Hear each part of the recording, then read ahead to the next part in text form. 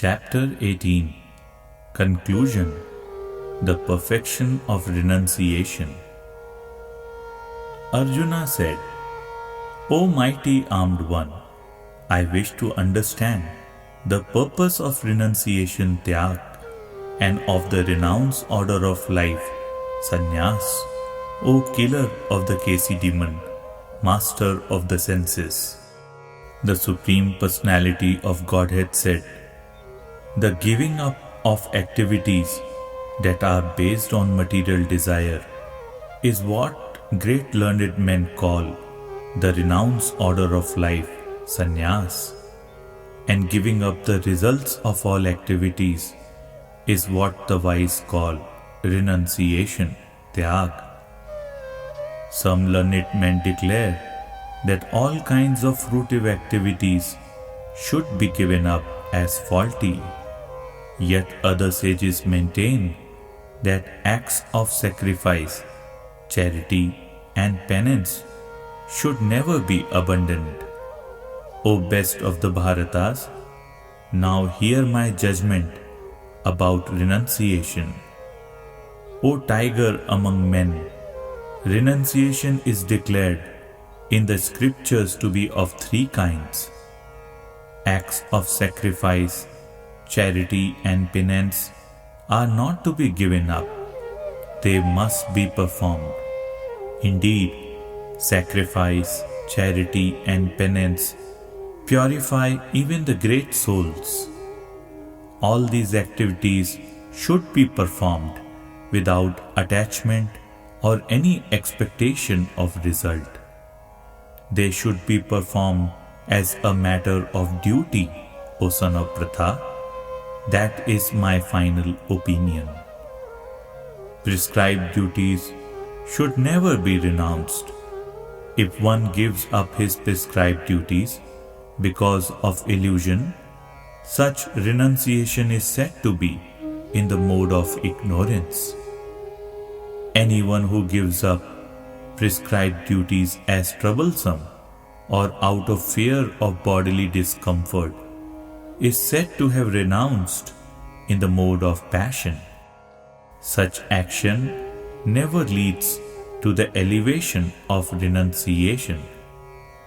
O Arjuna, when one performs his prescribed duty only because it ought to be done and renounces all material association and all attachment to the fruit, his renunciation is said to be in the mode of goodness. The intelligent renouncer, situated in the mode of goodness, neither hateful of inauspicious work nor attached to auspicious work, has no doubts about work. It is indeed impossible for an embodied being to give up all activities, but he who renounces the fruits of action is called one who has truly renounced. For one who is not renounced, the threefold fruits of action, desirable, undesirable, and mixed, accrue after death. But those who are in the renounced order of life have no such result to suffer or enjoy. O mighty armed Arjuna, according to the Vedanta, there are 5 causes for the accomplishment of all action. Now learn of these from me. The place of action, the body, the performer, the various senses, the many different kinds of endeavor, and ultimately the supersoul. These are the 5 factors of action. Whatever right or wrong action a man performs by body, mind or speech is caused by these 5 factors. Therefore, one who thinks himself the only doer, not considering the 5 factors, is certainly not very intelligent and cannot see things as they are. One who is not motivated by false ego, whose intelligence is not entangled, though he kills men in this world, does not kill, nor is he bound by his actions. Knowledge, the object of knowledge, and the knower are the three factors that motivate action. The senses, the work, and the doer are the three constituents of action. According to the three different modes of material nature, there are three kinds of knowledge: action and performer of action. Now hear of them from me. That knowledge by which one undivided spiritual nature is seen in all living entities, though they are divided into innumerable forms, you should understand to be in the mode of goodness. That knowledge by which one sees that in every different body there is a different type of living entity, you should understand to be in the mode of passion. And that knowledge by which one is attached to one kind of work as the all in all, without knowledge of the truth, and which is very meager, is said to be in the mode of darkness. That action which is regulated and which is performed without attachment, without love or hatred, or without desire for fruitive results, is said to be in the mode of goodness. But action performed with great effort by one seeking to gratify his desires and enacted from a sense of false ego is called action in the mode of passion.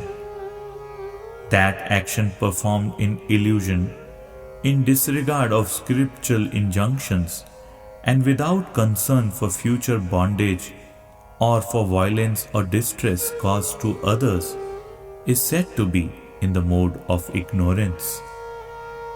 One who performs his duty without association with the modes of material nature, without false ego, with great determination and enthusiasm, and without wavering in success or failure, is said to be a worker in the mode of goodness. The worker who is attached to work and the fruits of work, desiring to enjoy those fruits, and who is greedy, always envious, impure, and moved by joy and sorrow, is said to be in the mode of passion. The worker who is always engaged in work against the injunctions of the scripture, who is materialistic, obstinate, cheating and expert in insulting others, and who is lazy, always morose, and procrastinating, is said to be a worker in the mode of ignorance. O winner of wealth, now please listen as I tell you in detail of the different kinds of understanding and determination according to the three modes of material nature. O son of Pratha, that understanding by which one knows what ought to be done and what ought not to be done, what is to be feared and what is not to be feared, what is binding and what is liberating, is in the mode of goodness. O son of Pratha, that understanding which cannot distinguish between religion and irreligion, between action that should be done and action that should not be done, is in the mode of passion. That understanding which considers irreligion to be religion and religion to be irreligion under the spell of illusion and darkness, and strives always in the wrong direction, O Partha, is in the mode of ignorance. O son of Pratha, that determination which is unbreakable, which is sustained with steadfastness by yoga practice, and which thus controls the activities of the mind, life, and senses, is determination in the mode of goodness. But that determination by which one holds fast to fruitive results In religion, economic development and sense gratification is of the nature of passion, O Arjuna, and that determination which cannot go beyond dreaming, fearfulness, lamentation, moroseness and illusion. Such unintelligent determination, O son of Pritha, is in the mode of darkness. O best of the Bharatas, now please hear from me about the three kinds of happiness by which the conditioned soul enjoys and by which he sometimes comes to the end of all distress.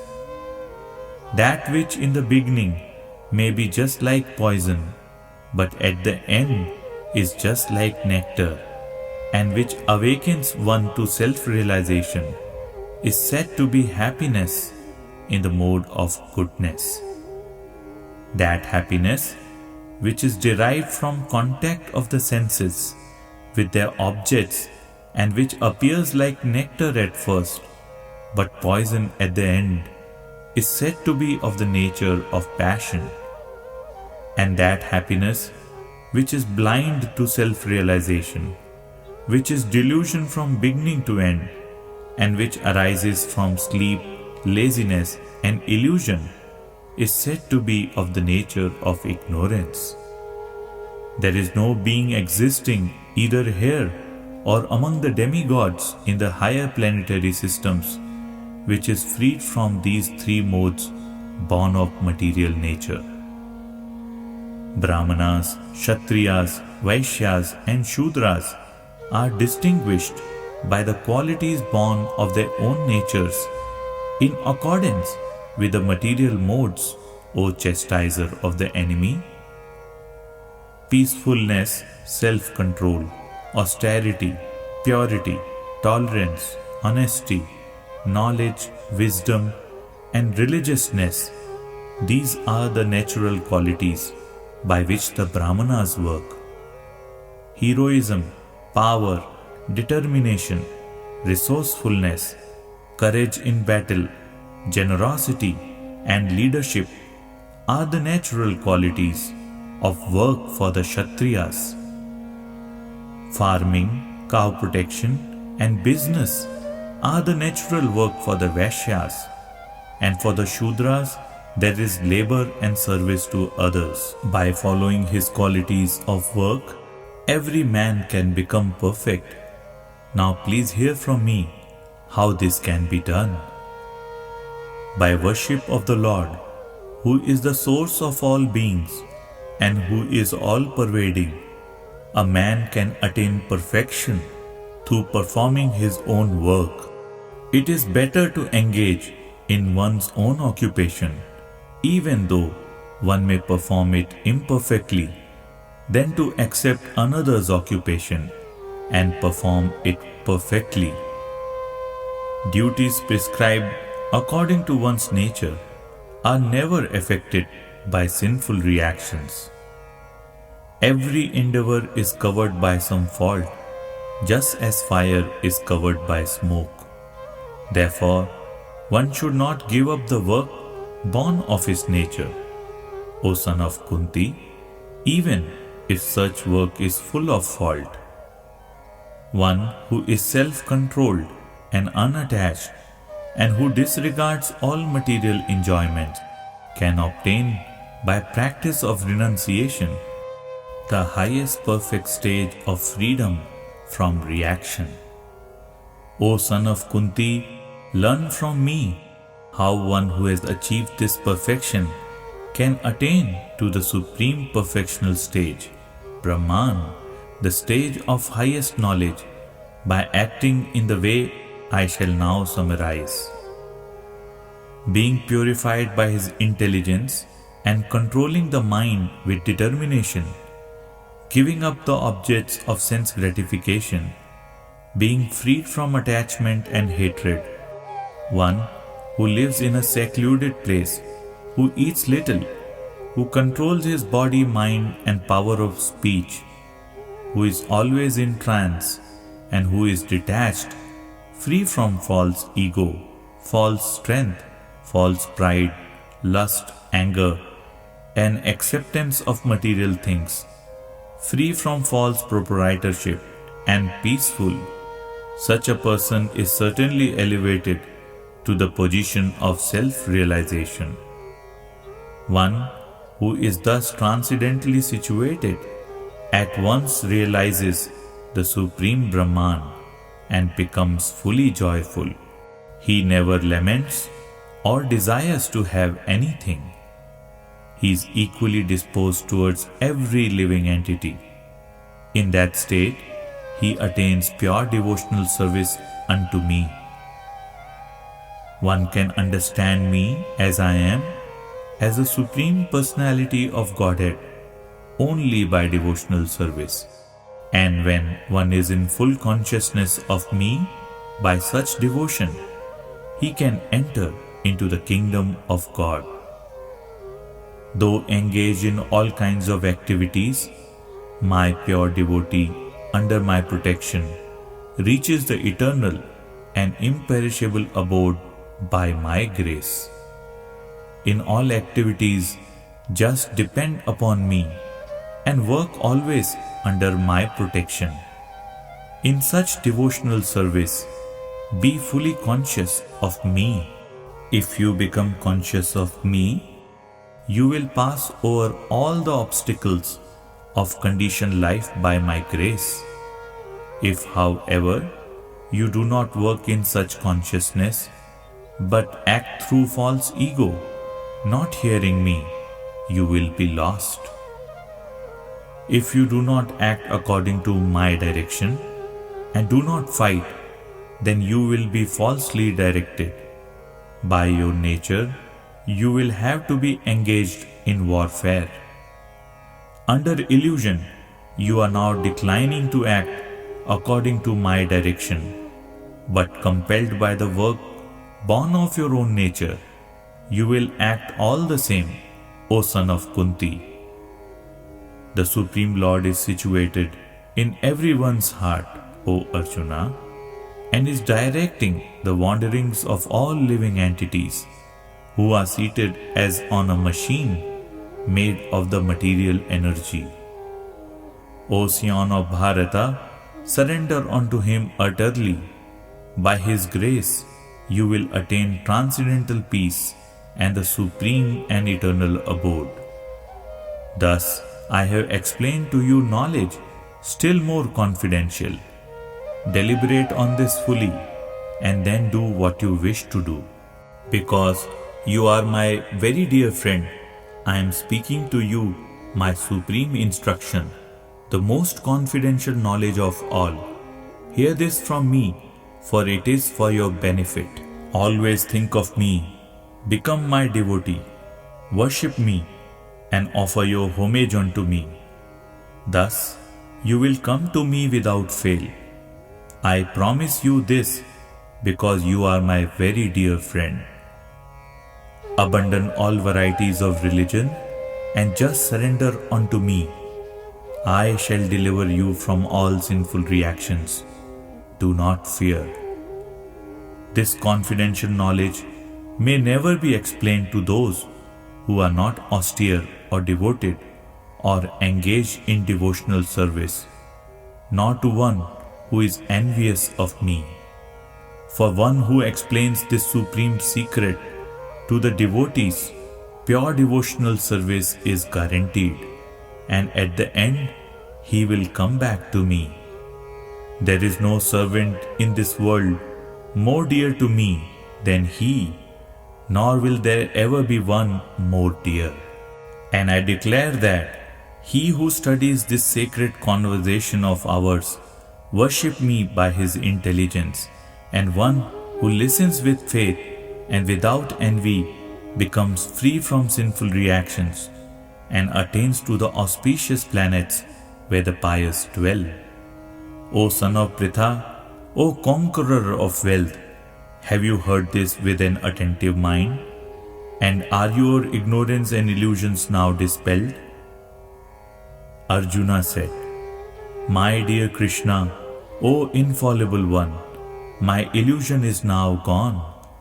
I have regained my memory by your mercy. I am now firm and free from doubt, and I am prepared to act according to your instructions. Sanjaya said, Thus have I heard the conversation of two great souls, Krishna and Arjuna, and so wonderful is that message that my hair is standing on end. By the mercy of Vyas, I have heard these most confidential talks directly from the master of all mysticism, Krishna, who was speaking personally to Arjuna. O King, as I repeatedly recall this wondrous and holy dialogue between Krishna and Arjuna, I take pleasure, being thrilled at every moment. O King, as I remember the wonderful form of Lord Krishna, I am struck with wonder more and more, and I rejoice again and again. Wherever there is Krishna, the master of all mystics, and wherever there is Arjuna, the supreme archer, there will also certainly be opulence, victory, extraordinary power, and morality. That is my opinion. Thus end the Bhaktivedanta translation to the 18th chapter of the Srimad Bhagavad-gītā in the matter of its conclusion, the perfection of renunciation. Om Tat Sat.